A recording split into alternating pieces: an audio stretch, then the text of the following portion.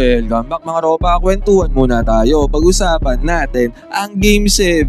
Eto nga mga ropa yung part 2 nung ginawa natin Game 1. Dito sa may part 2 mga ropa, eto na. Dito na natin papaliwanag ang naging winning moments mga ropa ng kupunan ng San Antonio Spurs. Sobrang ganda nga na naging laban sa Game 7 mga ropa. Talagang na-meet ang expectations ng lahat ng fans mga ropa, ng lahat ng NBA fans. Syempre mga ropa, pati yung haters ng OKC Thunder, talagang tuwang-tuwa mga ropa sa nangyari sa may Game 7. Talagang pumalag din naman talaga ang kupunan ng OKC mga ropa dahil champion yan mga ropa at malakas na team. Talagang naglaban din naman sila mga ropa. Pero mas nang ibabaw talaga ang diskarte, lakas, hustle at effort, galing, talino at talent ng kupunan ng San Antonio Spurs mga ropa, kaya nakuha nila ang Game 7. Ngayon mga ropa, napakagandang laban nga na nangyari sa may Game 7. Pero dito nga sa video na to mga ropa, isa-isa na tihimay-himayin natin ang nagpanalo sa kupunan ng San Antonio Spurs. Dito nga sa game na to mga ropa, Chet Holmgren ay nagtae, natami-imay si Chet Holmgren mga ropa, missing in action. At isa pa mga ropa, talagang overall performance ng lahat ng players ng San Antonio Spurs ay lahat sila mga ropa nag-ambag. Mapa de Aaron Fox, Dylan Harper, Julian Champagne mga ropa, Stephon Castle at syempre si Victor Wembanyama. Sobrang talino at sobrang galing na coach ni Coach Mitch Johnson mga ropa. Grabe, wala akong masabi para sa akin nga mga ropa. Si Coach Mitch Johnson talaga ang coach of the year, hindi yung coach ng Boston na si Joe Mazzulla mga ropa. Nakakapagtaka lang na bakit hindi si Coach Mitch Johnson ang coach of the year. Ngayon mga ropa, dito nga sa video na to, isa-isay na natin mga ropa kung ano ang nagpanalo sa San Antonio Spurs. Ito ang game analysis at breakdown. Game 7, San Antonio Spurs versus kupunan ng OKC Thunder. Simulan na natin to. Okay, game. Okay mga ropa, dito nga tayo magsimula katatapos ng third quarter, 80-77 ang score. May baon na 3 puntos sa kalamangan ang Spurs pagpasok ng fourth quarter. Dito na tayo magsimula mga ropa dahil dito na nagbakbakan talaga ang dalawang kupunan, final quarter ng Game 7. Bola dito ng Spurs mga ropa, at syempre pumunta muna sila dito sa kanilang main man na si Victor Wembanyama na binabantayan dito ni Jalen Williams. Dito sa game na to mga ropa, sobrang aggressive ni Wemby, kaya in-anticipate ka agad dito ni Chet Holmgren na talagang aatake dyan si Wemby. Dumouble team siya mga ropa. Actually open nga si Julian Champagne dito sa may right side mga ropa, pero dahil gigil talaga si Wemby, inatake niya dito mga ropa at nakabingwit naman kaagad siya dito ng foul. Unang free throw mintes, pangalawa mga ropa ay nakuha ni Victor Wembanyama. Pumunta muna tayo sa possession ng OKC Thunder mga ropa, tignan natin ang mga players sila. Wala dito si SGA, si Jared McKee na nasa loob para sa kupunan ng OKC. Pinagpahinga muna ni Coach Mark Daigneault itong si SGA mga ropa. Pero coming off the screen mga ropa, ito si Jared McKee ay receive ng bola. Pinanis niya ang defense dito ni Dylan Harper. Maasahan din talaga itong si Jared McKee para sa easy 2 points, basket is good. Ngayon mga ropa, possession ulit ng kupunan ng San Antonio Spurs. De Aaron Fox ang nagmamando ng bola. Gumamit siya ng ball screen sa may ibabaw. Tingnan natin yung help defense na binigay dito ni Caruso mga ropa na nag-open up. Pagka-swing ng bola kay Keldon Johnson, enough space mga ropa, poor closeout by Alex Caruso at napakagandang performance ang ginawa ni Keldon Johnson pagbubukas ng fourth quarter. Pumasok ang 3-pointer mga ropa, basket is good. Ngayon mga ropa, ang San Antonio Spurs naman ang depensa dito.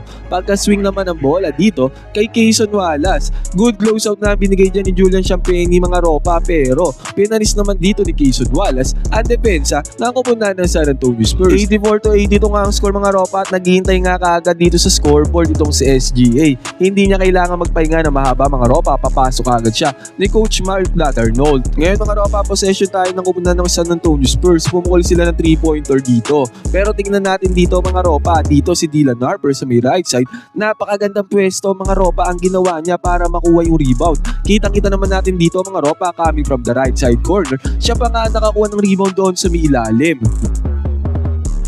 At ang mas malupit dito mga ropa, pagka-swing ng bola kay Keldon Johnson, well contested yan mga ropa, pero pinanis ni Keldon Johnson dito yung defender mga ropa. Sabi ko nga sa inyo, gandang performance ang ginawa ni Keldon Johnson pagbubukas ng fourth quarter. Nagkaroon kaagad siya dito ng back-to-back 3-pointers, basket is good. Ngayon mga ropa, balik tayo sa possession ng kupunan ng OKC Thunder. Ang nangyari naman dito, noong naibigay yung bola kay Chet Holmgren paubos ang 24-second shot clock, kita-kita natin mga ropa, walang pinuntahan dito si Chet Holmgren na sinabi ko nga doon sa unang parte mga ropa na talagang nagtae at hindi ko alam mga ropa kung bakit ayaw tumira ni Chet Holmgren.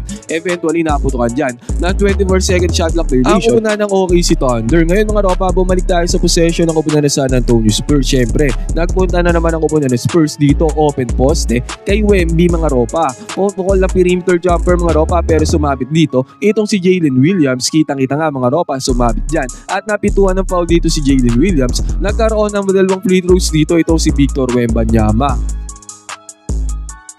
Kaya lumabas sa 7 points sa kalamangan dito ng umulan ng Spurs mga ropa, 89-82 ang score. Ang nangyari dito mga ropa, umatakin naman dito itong si Alex Caruso, nagkaroon siya ng open lane dahil sa screen na sinet dito ni Jalen Williams.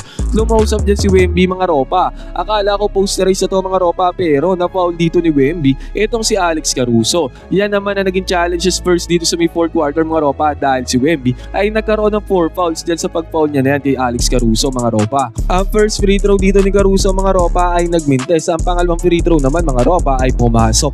At bumalik tayo sa possession ng kupunan ng Spurs. De'Aaron Fox mga ropa, isa pa sa napakagandang performance. Ang ginawa dito mga ropa, nagset na screen dito si Wemby sa may ibabaw. Naka-recover naman sa mid-defense dyan si Caruso mga ropa, pero kumounter dyan si De'Aaron Fox ng kanya step back mga ropa. At yung step back 3-pointer ni De'Aaron Fox mga ropa ay na-convert niya into 3-pointer. Pumasok ang tirada dito ni De'Aaron Fox.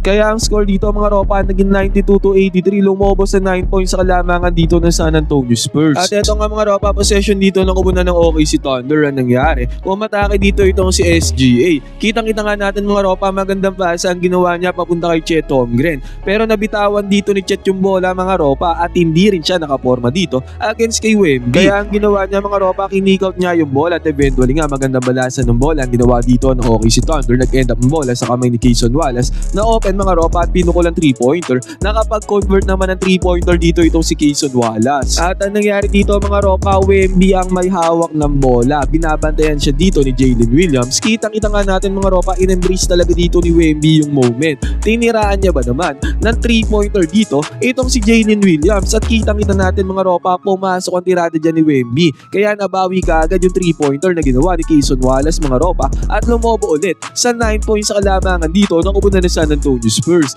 Grabeng 3-pointer ang ginawa niya ni Wemby mga ropa, 7'5", pero tumitirada ng 3-pointer sa crucial moment ng Game 7. At dito mga ropa, pagkakita ni SGA na nakadrop defense itong si Wemby sa screenan mga ropa, pumukol siya ng 3-pointer, pero unfortunately mintis yan. At napamintis din naman dito ng kupunan ng OKC itong si Dylan Harper. Nag-run and gun offense dito itong si Alex Caruso mga ropa, pero good defense ang ginawa dyan ni Spurs. At makikita natin mga ropa, kinuwaanan ng rebound ni Dylan Harper itong 7'1" na si Chet Holmgren. Grabe talaga si Dylan Harper mga ropa sa pagkuha ng rebounds. At mas maganda nga dito mga ropa, na secure ang rebound, na secure din dito ang opportunity para mag-run and gun fast break. At ang nangyari nga dito mga ropa, Keldon Johnson ang nakinabang. Contested layup mga ropa, pero pumasok kay Keldon Johnson. Sabi ko nga sa inyo, ang gandang performance ginagawa ni Keldon Johnson. Quick 8 points kaagad siya mga ropa, coming off the bench dito sa may crucial 4th quarter ng Game 7. Hype na hype dyan si Coach Mitch Johnson mga ropa, at ang buong San Antonio Spurs lumabas sa 11 points sa kalamangan ni Spurs.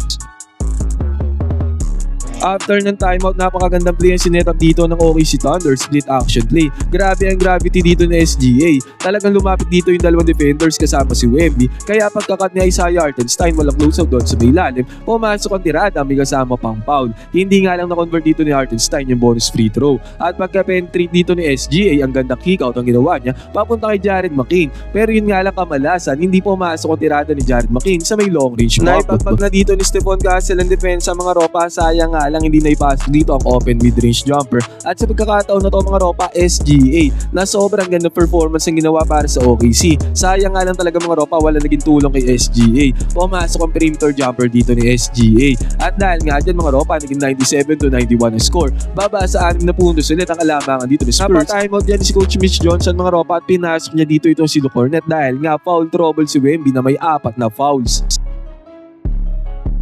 At ang nangyari nga dito mga ropa, pahinga si Wemby, nag-turnover dito ang kupunan ng Spurs. Pero tingnan natin, grabe ang hassle at effort na ginawa dyan ni Luke Kornet mga ropa. Na-chase down block niya dito ang possible easy 2 points sa sana para tapyasan pa ng OKC Thunder ang kalamangan. Grabing chase down block, grabing depensa, grabing solidong minuto ang binigay dito ni Luke Kornet para sa kupunan ng Spurs mga ropa. At ang mas maganda nga dito, defense turns into offense dahil si Stephon Castle mga ropa ay nagkaroon ng napakagandang perimeter jumper, basket is good. At sa pagkakataon nga na to mga ropa possession ng OKC. Crucial turnover pa ang kanilang ginawa mga ropa, hindi nasalo ni Isaiah Hartenstein ang pasa. At agarang binalik na dito ni Coach Mitch Johnson si Wemby mga ropa, parang wala pa yatang isang minuto ang nilaro doon ni Lucornet mga ropa. Pero sa pagkakataon na to, pagka-kickout ng bola kay Julian Champagny mga ropa, kitang-kita natin one shot fake 3-pointer. Na-convert kaagad dito ni Champagny. Puro 3-pointers ang pumapasok at kumukonek dito sa Spurs mga ropa, kung sa pagkakataon na to. 5 minuto may get na natitira sa mid-game. Lumobo ulit sa 11 points sa kalamangan dito ni Spurs. Nakachani naman na 2 points niya dito si Alex Caruso.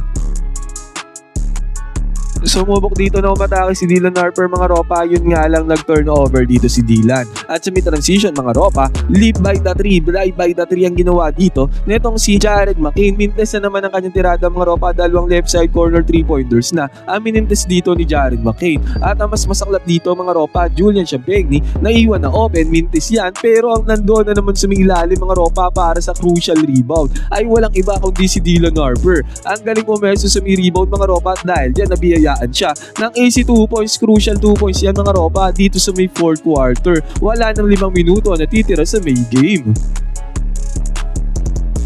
SGA mga ropa, bumawi ng kanyang perimeter jumper. Buhat mode nga talaga si SGA dito, bigyan natin siya ng props. Pero sa pagkakataon na to mga ropa, pagka-receive ng bola ni Dylan Harper sa may ibabaw, grabeng tapang ang ginawa dito ni Dylan Harper. SGA yung bumabantay sa kanya, pero ginalawan niya mga ropa sabay step back 3-pointer ang ginawa dito ni Dylan Harper, at pumasok yung step back 3-pointer na yan mga ropa. Grabeng crucial at sobrang galing talaga ni Dylan Harper mga ropa. Basket is good ang 3-pointer. Ito naman mga ropa, ito lang talaga ang tumutulong kay SJ sa may puntusan. Kayson Wallace mga ropa, nakabingwit ng kanyang right side corner 3-pointer. At Dylan Harper na naman mga ropa, nagkaroon ng opening, pero magandang closeout ang ginawa dyan. Ito si Chet Holmgren, dakdaksan yan kay Dylan Harper mga ropa, sayang nga lang hindi pumasok. Posterize sana dyan si Chet Holmgren. Pero sa pagkakataon na to, Kayson Wallace na naman mga ropa ang nakabingwit ng 3-pointer para sa kupunan ng OKC Thunder. Hindi sila bumibitaw mga ropa, at dahil dyan naging 107-101 na score. Wala, nakakaunti na ang oras dito sa may 4th quarter.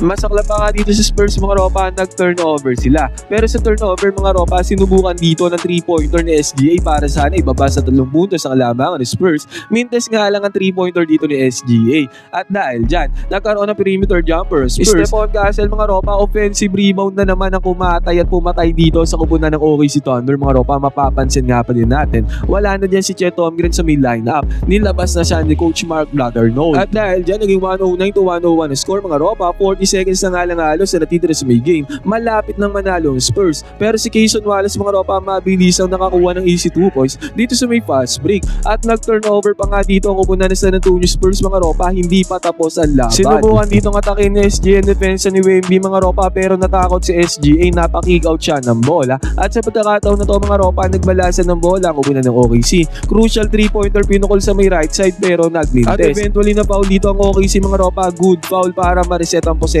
mga ropa.